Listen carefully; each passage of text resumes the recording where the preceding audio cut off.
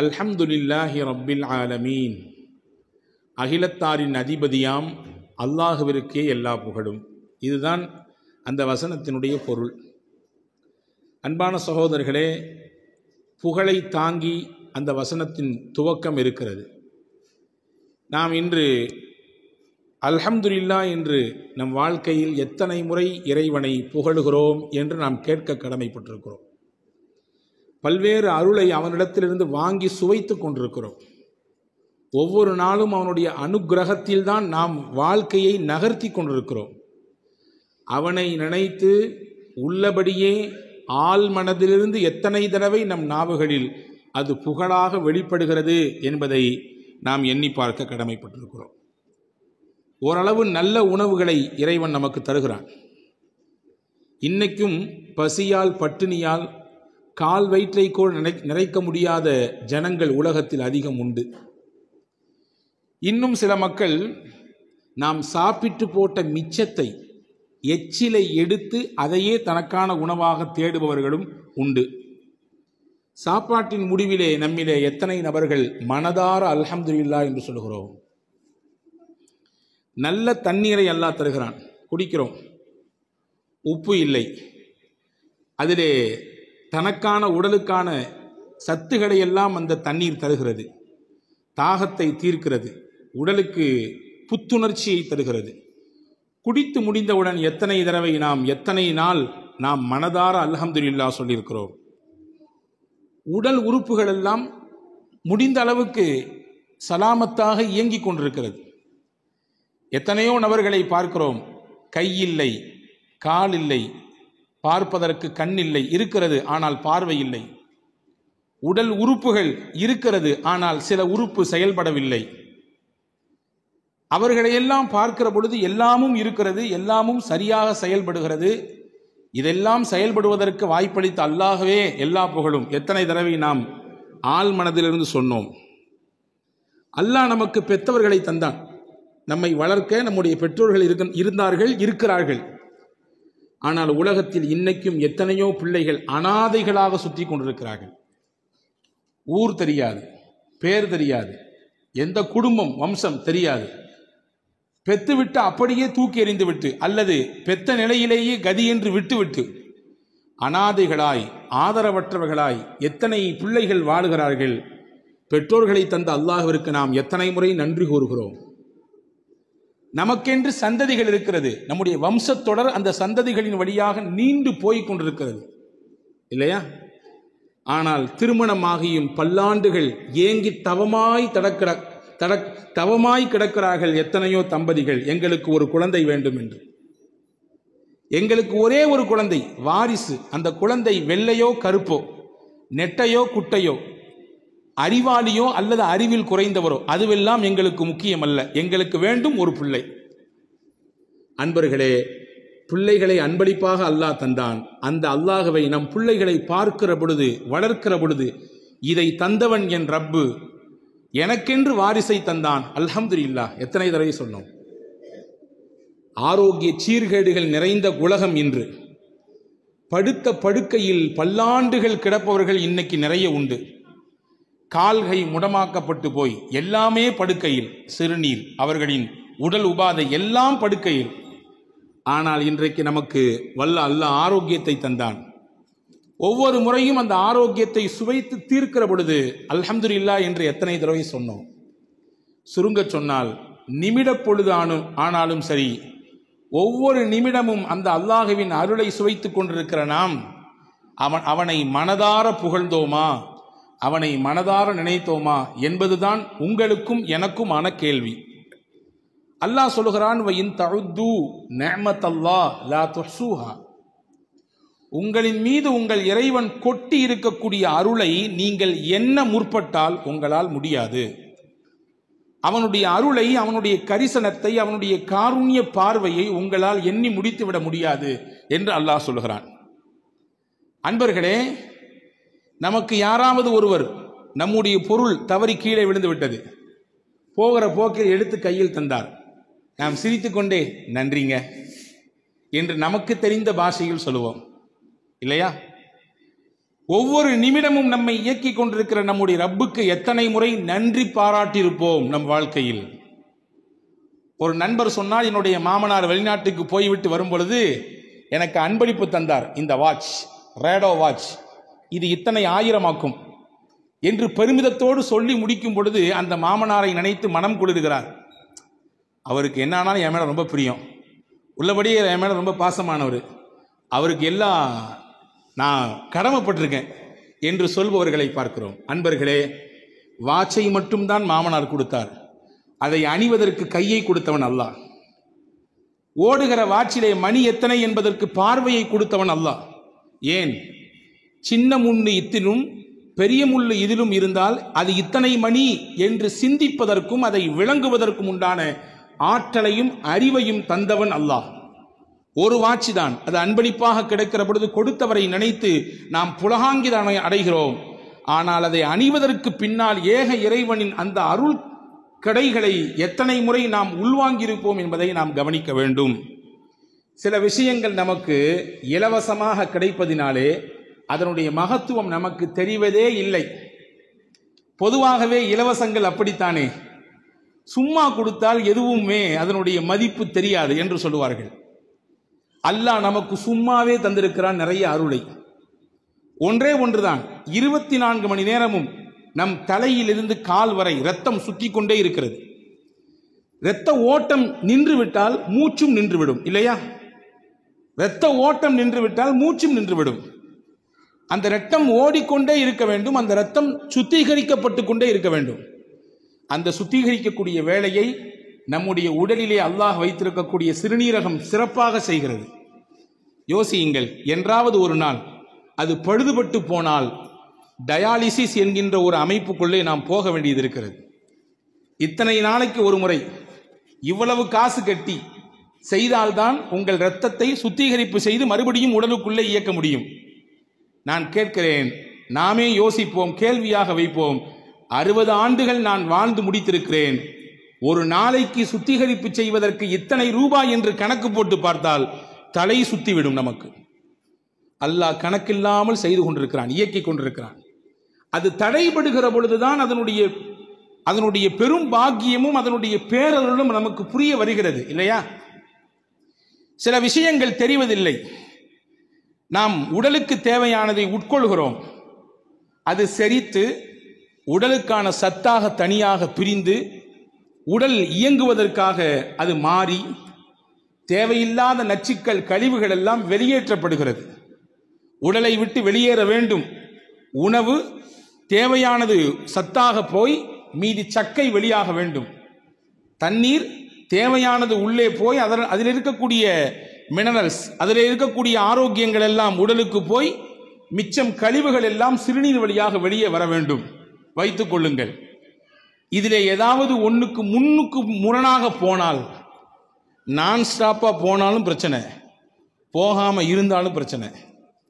அல்லாஹ் சீராக இயக்குகிறான், நமக்கு தெரிவதே இல்லை. சீராக இயக்குகிறான், இல்லையா? போவது போகிறது, தேவையானது உள்ளே இழுத்துக் கொள்ளப்படுகிறது, தேவையற்றதை வெளியே தள்ளுகிறான். பாருங்கள், அதிலும் ஒரு பேரதிசயம், அற்புதம்.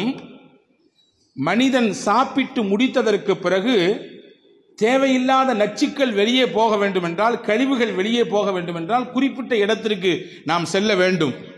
நாம் நினைக்க வேண்டும், நான் என்னுடைய கழிவுகளை வெளியேற்ற போகிறேன் என்று நினைக்க வேண்டும். அதற்கு பிறகு அந்த மாதிரியான ஒரு அமைப்புல போய் அமர்ந்ததற்கு பிறகுதான் உடலில் இருந்து வெளியேறுகிறது கழிவு. வைத்துக் கொள்ளுங்கள், உள்ள போட்ட பின்னாடி ஆட்டோமேட்டிக்கா செரிச்ச பின்னாடி வெளியாகியும் நிலை ஏற்பட்டா என்ன ஆகும்? கதை கந்தலாகி போயிடும், இல்லையா? அன்பர்களே, உடலுக்கு நோவை தரக்கூடியது உள்ளே இருந்தாலும் பிரச்சனை, மொத்தமாக வெளியேறினாலும் பிரச்சனை. ஆனால் அது சீராக இயங்கிக் கொண்டே இருக்கிறது. எனவேதான் நபிகள் பெருமானார் ஸல்லல்லாஹு அலைஹி வஸல்லம் கழிவறைக்கு போய்விட்டு வந்தால் நீங்கள் சொல்ல மறக்காதீர்கள், அல்ஹம்துலில்லாஹ், குஃப்ரானக், உன்னிடத்தில் மன்னிப்பை கேட்கிறேன், அல்ஹம்துலில்லாஹ், எல்லா புகழும் அல்லாஹ்விற்கு. நீங்கள் உள்மனதோடு சொல்ல வேண்டும். அஸ்ஹப அன்னியல் அதா வ ஆஃபானி, எனக்கு நோவு தரக்கூடிய அந்த மலத்தை, சிறுநீரை என்னிடத்திலிருந்து பிரித்து எடுத்து எனக்கு ஆரோக்கியத்தை தந்த அல்லாஹ், உனக்கு எல்லா புகழ். அது உள்ளே இருந்தால் பிரச்சனை. சரியாக வெளியேறவில்லை என்றால் பிரச்சனை. அதை வெளியேற்றி எனக்கு ஆரோக்கியத்தை தந்தாயே அல்லாஹ்வே, உனக்கே எல்லா புகழும். சொல்றோமா இல்லையா? அப்ப அல்லாஹ்விற்கு நன்றி செய்கிற, அவனை புகழுகிற கட்டங்கள் எத்தனை எத்தனை வாழ்க்கையில் இருக்கிறது. அதையெல்லாம் நாம் அனுபவித்து கிடக்கிறோமா? நல்ல ஆடையை உடுத்துவதற்கு அல்லாஹ் தருகிறான். தமிழ்ல அழகா சொல்லி வச்சிருக்கான், ஆள் பாதி ஆடை பாதி, இல்லையா? ஆடை இல்லா மனிதன் அரை மனிதன். எவ்வளவு அற்புதமான வார்த்தைகள் தெரியுமா இதுவெல்லாம்? தமிழ் ஒரு அதி அற்புதமான மொழி, அதி அற்புதமான மொழி. எத்தனை எத்தனை நல்ல கருத்துக்களை நம்முடைய உள்ளங்களிலே கொண்டு தேக்கி வைத்திருக்கிறது. ஆள் பாதி ஆடை பாதி. ஒருவரின் ஆடையை வைத்துதான் அவனுடைய அந்தஸ்து, அவனுடைய தரம் நிர்ணயிக்கப்படும்.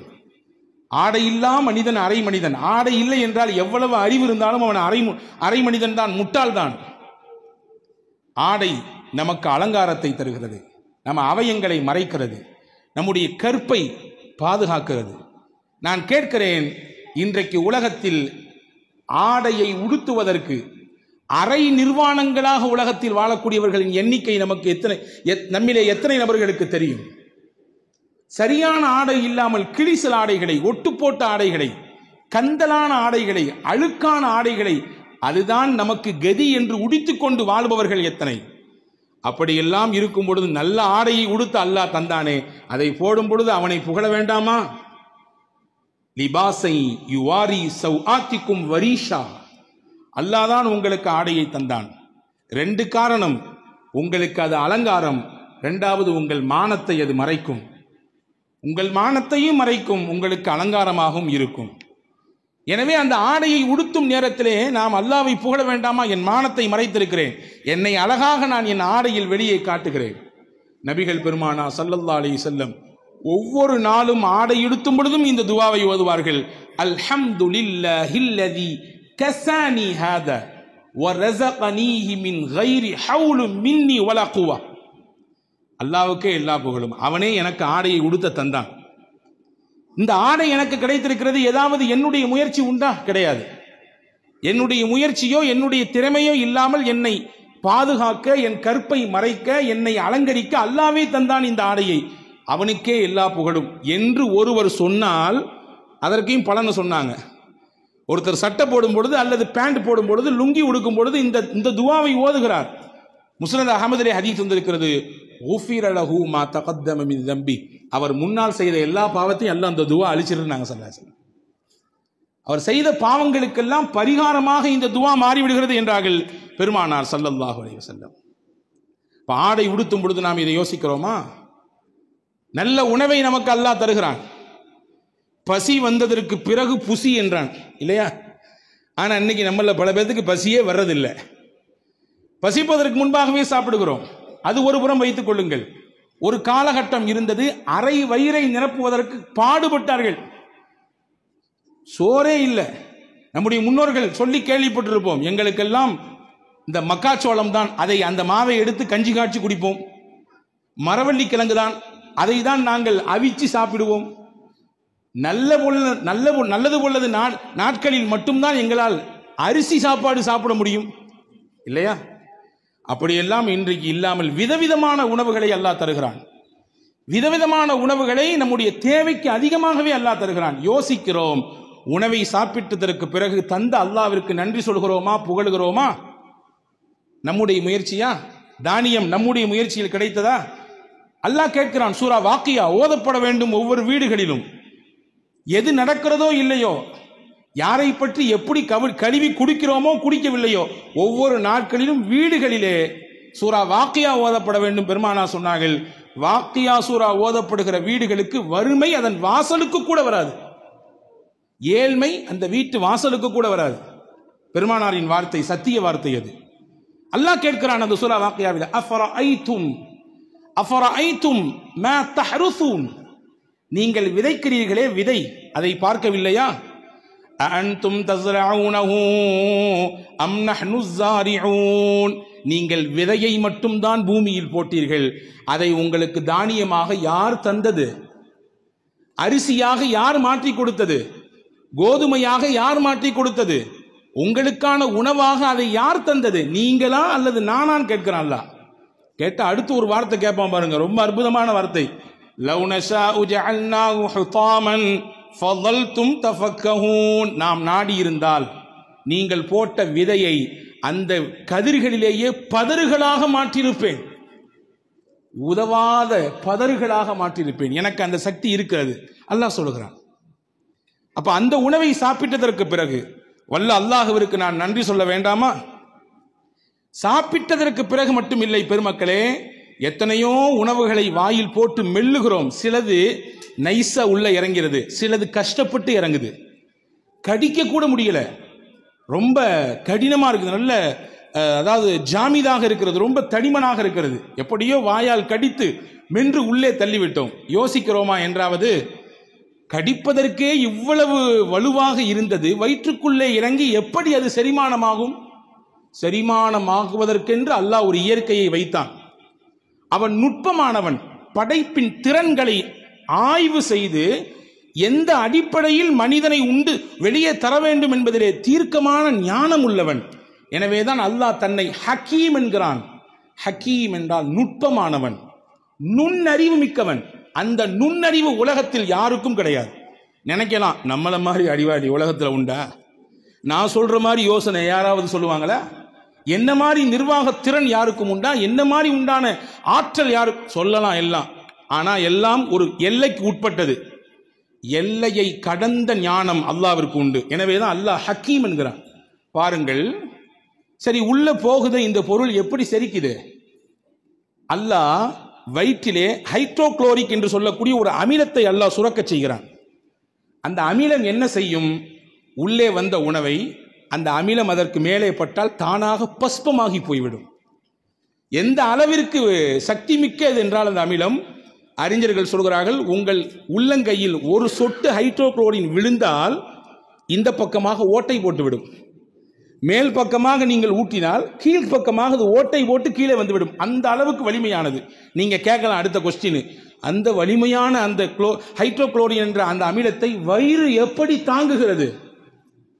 அப்படி என்றால் வயிற்றினுடைய அந்த உள் அமைப்பை அவ்வளவு நுட்பமாக இறைவன் படைத்திருக்கிறான். வருகிற உணவை செரிப்பதற்கும் இருக்க வேண்டும். அதே நேரத்தில் சுத்தி இருக்கக்கூடிய பாகங்கள் எதுவும் சேதாரமாகிவிடவும் கூடாது.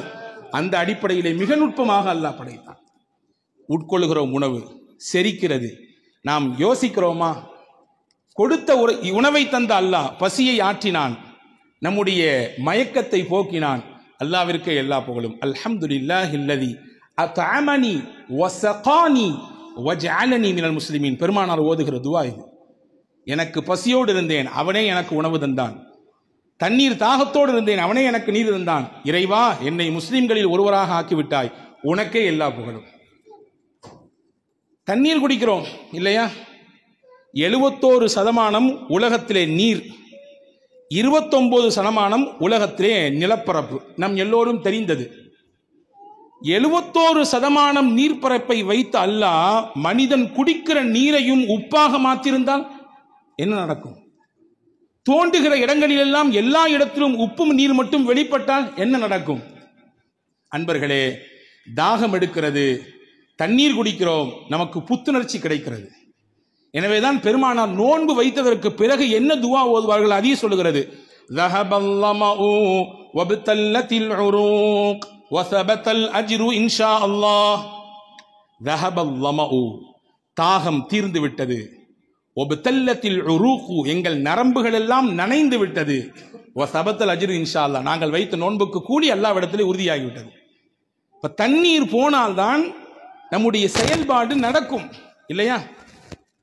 ஒருத்தர் காட்டு வழி நடந்து போனார், போய்கிட்டே இருக்கார், நடக்கிறார். ஒரு கட்டத்தில் தாகம் ஏற்படுது, இருந்த தண்ணியெல்லாம் தீர்ந்து போச்சு. நான் வறட்சி அப்படியே வாட்டி வதைக்கிறது அவரை. தூரத்திலிருந்து பார்த்தாரு, ஒரு பெரிய பைய கிடக்குது. ஆசாசியா ஓடி ஓடி வந்தாரு, எப்படியாவது ஒரு சொட்டு தண்ணி அதில் கிடைச்சிரும்னு. வந்தவர் அந்த பையை திறந்து பார்த்தாரு, எல்லாமே தங்க காசு, எல்லாமே தங்க காசுகள். இப்பொழுது அந்த மனிதரின் மனநிலை எப்படி இருக்கும்? அப்பாடி, இவ்வளவு தூரம் ஓடி வந்துச்சு, பை நிறைய தங்கம்யா, ரொம்ப சந்தோஷம் அப்படின்னு மனசு வருமா? இல்ல, ச்சே தண்ணி நினைச்சமே, இந்த தங்கம் கிடைச்சிருக்க, இது எனக்கு இப்ப தேவையில்லை, தண்ணி தான் வேணும், நான் தண்ணி குடிக்கிறேன்னா செத்து போயிருவேன் என்ற நிலைப்பாடு தானே வரும். இப்ப தண்ணீரை குடிக்கிறோம், தாகத்தை தீர்த்து கொள்கிறோம், கொடுத்தவனுக்கு நான் நன்றி சொல்கிறோமா? அவனை புகழுகிறோமா? ஹாரூன் ரஷீத் பாஷா மிகப்பெரிய மன்னர். அவருடைய ஆட்சி பரப்பு, அதாவது லட்சக்கணக்கான சதுர கிலோமீட்டர்கள் ஆட்சி செய்தவர் ஹாரூன் ரஷீத் பாஷா. அவருடைய குருமகான் ஒருத்தர் இருந்தார், இப்னு சம்மாக். அவரிடத்துல போய் ஒரு நாள், எனக்கு ஏதாவது ஆலோசனை சொல்லுங்க, எனக்கு ஏதாவது நசீஹத் செய்யுங்க, உபதேசம் செய்யுங்க அப்படின்னு சொல்லி மன்னர் ஹாரூன் ரஷீத் பாஷா கேட்கிறார். அந்த ஆசிரியர் கேட்டாரு, பாப்பா எல்லாம் இருக்கு உனக்கு, ஆனா ஒரு குவளை தண்ணி மட்டும் உனக்கு கிடைக்கல, தண்ணி உனக்கு இல்லை, ஒரு குவளை தண்ணி உனக்கு இல்லை, என்ன செய்வா நீ கேட்டார். ஹாரூன் ரஷீத் பாஷா சொன்னாரு, என்னுடைய ஆட்சியை பாதியை கொடுத்தாவது நான் அந்த ஒரு குவளை தண்ணியை வாங்கிடுவேன். ஓ அந்த அளவுக்கா, சரி. ஒரு குவளை தண்ணி குடிச்ச, போன தண்ணி ரிட்டர்ன் ஆகல, வெளியே வரல. உள்ள போனா ரிட்டர்ன் வரலங்க. தண்ணியை குடிச்சா தேவையான சத்துக்கள் எல்லாம் எடுத்து விட்டு நம்முடைய சிறுநீரின் வழியாக தேவையற்ற கழிவுகள் எல்லாம் வெளியே வர வேண்டும். ஆசிரியர் கேட்டார், இப்னு சம்மாக், ஒரு டம்ளர் தண்ணி குடிச்ச, ஆனா அது வெளியே வரல, என்ன செய்வ அப்படின்னு கேட்டார். மன்னர் ஹாரூன் ரஷீத் பாஷா சொன்னால், மீதி இருக்கிற ஆட்சியை கொடுத்தாவது எப்படியாவது அதை வெளியேற்றுவேன் உடலில் இருந்து. சிரித்துக்கொண்டே ஆசிரியர் சொன்னார், உன் ஆட்சி ஒரு டம்ளர் தண்ணீருக்கு சமம், உன்னுடைய ஒட்டுமொத்த ஆட்சி ஒரு டம்ளர் தண்ணீருக்கு சமம். எனவே அல்லாவை பயந்து வாழு, உலகத்திலே அவனை புரிந்து வாழு. எல்லாம் இருக்குன்னு ஆடாத, ஆட்டத்தை குறைச்சிக்கோ. எல்லாம் இருக்குன்னு தலைக்கணத்தோடு இருக்காதே. இந்த உலகம் ஒரு டம்ளர் தண்ணீருக்கு சமம். உள்ளே போவதற்கும் வேண்டும் வழி, வெளியே வருவதற்கும் வேண்டும் வழி. புரிந்து கொள், இதுதான் நான் உனக்கு தரக்கூடிய ஞான உபதேசம் என்றார் இப்னு சம்மாக் ரஹ்மத்துல்லாஹ். அன்பு சகோதரர்களே, அல்லாஹ்வை நாம் புகழ வேண்டாமா? அல்ஹம்துலில்லாஹ் என்று எத்தனை முறை மனதார சொல்லியிருக்கிறோம். அன்பு சகோதரர்களே, புகழ்ந்தால் என்ன கிடைக்கும்? நீங்கள் என்ன எதிர்பார்க்கிறீர்களோ அதை விட பன்மடங்காக கிடைக்கும். இன்னைக்கு நிறைய இருக்குன்னு ஆசைப்படுறோம். என்னுடைய பொருளாதாரம் நல்ல பரக்கத்தா இருக்கணும், என் குடும்பம் பரக்கத்தா இருக்கணும், நான் கை வைக்கிற இடம் எல்லாமே பரக்கத்தா இருக்கணும், நான் ஆரம்பிச்சிருக்கக்கூடிய தொழில் ஓஹோன்னு போகணும், எல்லாரும் ஆசைப்படுறோம். தப்பு ஒன்றும் கிடையாது. நியாயமாக இருந்தால் வரவேற்க வேண்டியது. நல்லா இருக்கணும், நல்ல உடை உடுத்தணும், நல்லா சம்பாதிக்கணும், நல்ல குடும்பத்துக்கு செலவழிக்கணும், நல்ல எண்ணம்.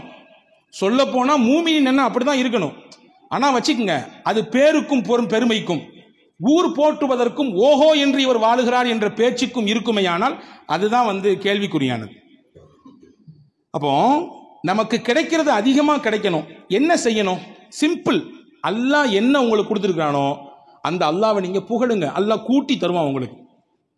ஒன்னு கிடைச்சாலும் அல்லாஹ்விற்கு நீங்கள் புகழ் மாலை செலுத்துங்கள், அல்லாஹ் அந்த ஒன்னை 10ஆக மாத்தி தருவான். இது நான் சொல்லவில்லை, குர்ஆன் சொல்லுகிறது. லஇன் ஷகர்தும் லஅஸீதன்னகும், உங்களுக்கு இறைவன் கொடுத்த அருளுக்கு நீங்கள் நன்றியோடு புகழ்ந்தால் நான் உங்களுக்கு கொடுத்ததை இன்னும் கூட்டிக் கொண்டே இருப்பேன். மல்டிப்ளிகேஷன் போட்டே இருப்பான். 1 3 6 6 12 12 24 இப்படி போய்கிட்டே இருங்க. ஹஜ்ரத் இமாம் முஸ்னத் அஹமதிலே ஒரு செய்தி வந்திருக்கிறது. முஹம்மது ஸல்லல்லாஹு அலைஹி வஸல்லம் ஒரு நாள் பள்ளிவாசலுக்கு வெளியில நிற்கிறார்கள். ஒரு மனிதர் வருகிறார். ரசூலுல்லாஹ் கையில ஒரே ஒரு பேரித்தம் துண்டு இருந்துச்சு, ஒரே ஒரு பேரித்தம் பழம். அவர் கையில ரசூலுல்லாஹ் கொடுத்தாங்க. வாங்கினவர் பார்த்துட்டு, இந்த ஒரு பேரிச்சம்பழம் ஏன் காவயிருக்கு பத்துமா? என் நாக்கு கூட ஒட்ட முடியாத, இது எப்படி யார் ரசூலுல்லாஹ் கையில் கொடுத்துட்டு போயிட்டார். ரசூலுல்லாஹ் சிரிச்சாங்க. கொஞ்ச நேரம் கழிச்சு அதே வழியில் இன்னொருத்தர் வந்தார். அவர் கையில் அந்த ஒரு பழத்தை கொடுத்தாங்க. அவர் சொன்னார், அல்ஹம்துலில்லாஹ், யார் கையால் இந்த பழம் எனக்கு கிடைக்கப்பட்டிருக்கிறது?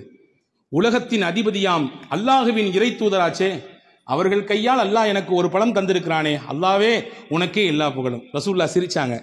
சிரிச்சிட்டு பக்கத்துல இருந்து ஒருத்தரை கூப்பிட்டு சொன்னாங்க, உம்மு சலமா, தன்னுடைய துணைவியார், உம்மு சலமா அம்மாட்ட 40 திர்ஹம் தங்க காசுக்கு வாங்கிட்டு வாங்கன்னாங்க. அவர் ஓடி போய் வாங்கிட்டு வந்தார். அதை அவர் கையில் கொடுத்து, அல்லாஹ் உனக்கு பரக்கத் செய்வான், போயிட்டு வாங்க ரசூலுல்லாஹ். அன்பர்களே, ஒரு செய்தி தான், 2 தகவல் இருக்கிறது. முதலானவர் கிடைத்தது ஒன்று, இதை வைத்து என்ன செய்வது என்று யோசித்தார். உள்ளதும் போச்சு, நொல்லை கண்ணா போச்சு. 2ஆம் நபர் கிடைத்தது ஒன்றுதான், ஆனால் கொடுத்தது யார்? அல்லாஹ்.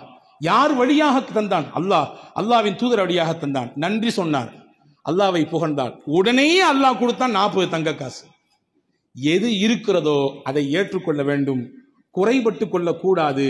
அல்லாஹ் தருவான் என்று நம்பி அவனை புகழ வேண்டும். இருந்தால் அல்லாஹ் மனமான வாழ்க்கையை, இரட்டிப்பான வாழ்க்கையை அல்லாஹ் திருப்பி தருவான். புகழ வேண்டும் என்ற எண்ணம் நமக்கு வர வேண்டும். அல்லாஹ் என்னெல்லாமோ தந்திருக்கிறான். பொதுவாகவே மனிதனுடைய இயற்கை என்ன தெரியுமா? இருக்கிறத வச்சு திருப்தி படவே மாட்டான். இயற்கை இல்லாத ஒன்றை மட்டும்தான் தேடிக்கிட்டே இருக்கும் மனுஷன் மனம். கண்ணாடிக்கு முன்னாடி போய் நின்னா என்ன பண்ணோமா? கொஞ்சம் குண்டா இருக்கணும்ல, ஒல்லியா இருந்தால் நல்லா இருந்திருக்கும். கொஞ்சம் வெள்ளை கம்மி, கொஞ்சம் இன்னும் கொஞ்சம் வெள்ளையா இருந்தால் நல்லா இருந்திருக்கும். சுருட்ட முடியா இருக்குது, கொஞ்சம் நீள முடியா இருந்தா. இருக்கிறது எல்லாம் சிறப்பாக அல்லாஹ் வைத்திருக்கிறான். ஆனால் மனித மனம் இல்லாததை நோக்கியே தேடும். இருப்பது அல்லாஹ் கொடுத்தது, அவனை புகழ வேண்டும் என்ற எண்ணம் வந்து விட்டாலே அதுவே அல்லாஹ்வின் மிகப்பெரிய கரிசனம் என்கிறார்கள் பெருமக்கள். மூசா அலைஹிஸ்ஸலாம் அல்லாஹ்ட்ட கேட்டாங்களா, யா அல்லாஹ், எத்தனையோ அருள் செஞ்சிருக்கேன், எனக்கு உன்னை எப்படி நான் புகழ்றது, நீ எனக்கு சொல்லித்தாயேன்னு கேட்டாங்களாம். உன்னை மூசாவை பார்த்து அல்லாஹ் சிரித்துக்கிட்டே சொன்னானா, மூசா என்னைய புகழணும்னு என்ன வந்துருச்சு இல்ல, இதுவே புகழ் தான். என்னைய புகழணும்னு என்ன வந்துருச்சு இல்ல, என்னை நினைக்கணும்னு என்ன உனக்கு வந்துருச்சல்ல, இதுவே எனக்கான புகழ்தான், ஏற்றுக்கொள்கிறேன் என்றான் அல்லாஹ். அன்பர்களே, புகழுக்கு நேரம் ஒதுக்க வேண்டும். அல்லாஹ்வை ஹம்து செய்வதற்கு, அவனை துதிப்பதற்கு நம்முடைய வாழ்க்கையில் சில பகுதிகளை ஒதுக்க வேண்டும். இல்லாதை நினைத்து குறைப்பட்டு கொண்டே இருப்பதை இழந்து வாழுகிற சூழல் தான் இன்னைக்கு அதிகரித்திருக்கிறது. உமர் ரலியல்லாஹு அன்ஹு வீதியில் நடந்து வர்றாங்க. ஒரு மனுஷர் முன்னாடி வந்தார். தோழரே எப்படி இருக்கீங்க கேட்டாரு. நம்மள்ட்ட கேட்டா என்ன சொல்லுவோம்? நல்லா இருக்கும் அல்ஹம்துலில்லாஹ், நல்லா இருக்குன்னு சொல்லுவோம். அதே மாதிரி நல்லா இருக்குன்னாரு. உமர் ரலியல்லாஹு மறுபடியும் கேட்டாங்க, எப்படி இருக்கீங்க சத்தமா கேட்டாங்க. மறுபடியும் சொன்னார், நல்லா இருக்கேன்னாரு. மறுபடியும் கொஞ்சம் சத்தத்தை கூட்டி சொன்னாங்க, எப்படி இருக்கீங்க அது கேட்டாங்க. அவர் புரிஞ்சுக்கிட்டாரு, அல்ஹம்துலில்லாஹ் நல்லா இருக்கேன்னாரு. உடனே உமர் ரலியல்லாஹு சொன்னாங்க, இந்த வார்த்தையை வாங்கத்தான் 3 கேள்வி கேட்டேன்னாங்க. நல்லா இருக்கிறேன்றது ஒன்று, அல்ஹம்துலில்லாஹ் நல்லா இருக்கிறேன்றது இன்னொன்று. இதுதான் தேவை. எப்படி இருக்கிறீங்க?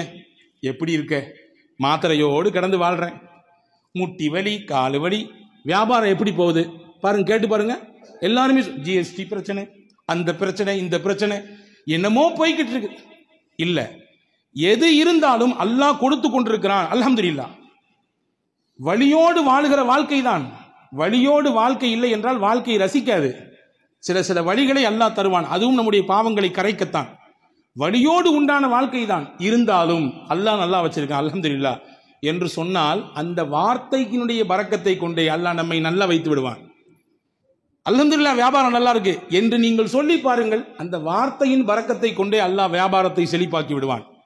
அல்ஹம்துலில்லாஹ் குடும்பம் சிறப்பா இருக்கு, பிள்ளைகள்லாம் சிறப்பாக வளர்ந்துட்டு இருக்கிறாங்க என்று சொல்லி பாருங்கள், அந்த வார்த்தையின் பரக்கத்தை கொண்டே அல்லாஹ் சிறப்புமிக்க குடும்பமாக மாற்றி கொடுத்து விடுவான். ஒரு விஷயம்தான், அல்லாஹ் நமக்கு பார்த்து பார்த்து செய்கிறான் அருள் ஒவ்வொன்றையும். அந்த அருளுக்கெல்லாம் நன்றியுள்ளவர்களாக நாம் இருக்க வேண்டும் என்று விருப்பப்படுகிறான். நன்றியின் வெளிப்பாடு உங்கள் நாவிலிருந்து அல்ஹம்துலில்லாஹ் என்று வர வேண்டும் என்று ஆசைப்படுகிறான். எனவேதான் பெருமானார் சொன்னார்கள், துவாக்களில் சிறந்தது எது தெரியுமா? அல்ஹம்துலில்லாஹ் என்று சொல்லுவதுதான். இதை விட பெரிய துவாவே இல்லைன்னு நாங்கள் சொல்லுவோம். இதை விட பெரிய துவா இல்லை. அல்ஹம்துலில்லாஹ் என்பதை விட பெரிய துவா வேறொன்றும் இல்லை. ஒரு நாள் மஸ்ஜித் நபவியில் தொழுகை நடக்கிறது. ரிஃபாஅத் இப்னு ராஃபி என்ற நபி தோழர் தொழுதுட்டு இருக்காங்க. ரசூலுல்லாஹ் பின்னாடி அவரும் நிற்கிறாரு. திடீர்னு தும்மல் போட்டாரு. தும்மல் போட்டவுடன் அல்ஹம்துலில்லாஹ் சொல்லணும் அவருக்கு முன்னாடி சொல்லி தரப்பட்டிருக்குது. அவர் சொன்னார், அல்ஹம்துலில்லாஹி ஹம்தன் கதீரன் தய்யிபன் முபாரக்கன் ஃபீஹி கமா யுஹிப்பு ரப்புனா வ யர்தாஹு. அல்லாஹ்வுக்கு எல்லா புகழும், பரக்கத்தான புகழ். இந்த வார்த்தைகளை சொல்லி அல்லாஹ்வை தஸ்பீஹ் செய்து விட்டார், புகழ்ந்து விட்டார். தொழுது முடிச்சோம் ரசூலுல்லாஹ் திரும்பி பார்த்து, யாருங்க தும்மல் போட்டது, யாருங்க பேசுனது தொழுகையில அப்படின்னு கேட்டாங்க. இவர் அமைதியா நின்னாரு.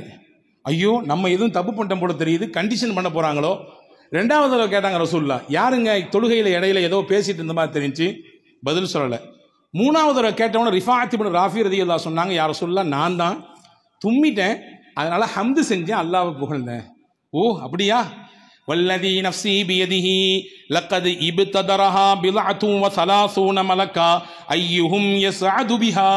நான் பார்த்தேன், நீங்கள் சொன்ன புகழ், நீங்கள் சொன்ன ஹம்து அல்லாஹ்வுக்கு எவ்வளவு பிடிச்சு போச்சுன்னா 30 சொச்சம் மலக்குமார்கள் போட்டி போட்டு நிற்கிறாங்க, இதனுடைய நன்மையை நான் தான் அல்லாஹ்ட்ட கொண்டு போவேன்னு சொல்லி.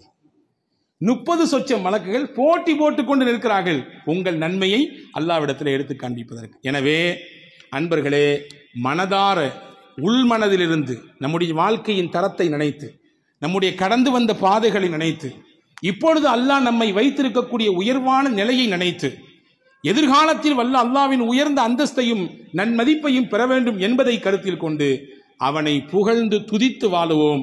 அதுதான் அர்த்தமுள்ள வாழ்க்கை. நம் வாழ்க்கைக்கான ஆதாரமும் அந்த புகழ்தான். வல்ல அல்லாஹ் அப்படிப்பட்ட நிலையோடு வாழ்வதற்கு அல்லாஹ் நம் யாவருக்கும் தௌஃபீக் செய்வானாக. ஆமீன். வாஹிரு தாவான் அல்ஹம்துலில்லாஹி ரப்பில் ஆலமீன்.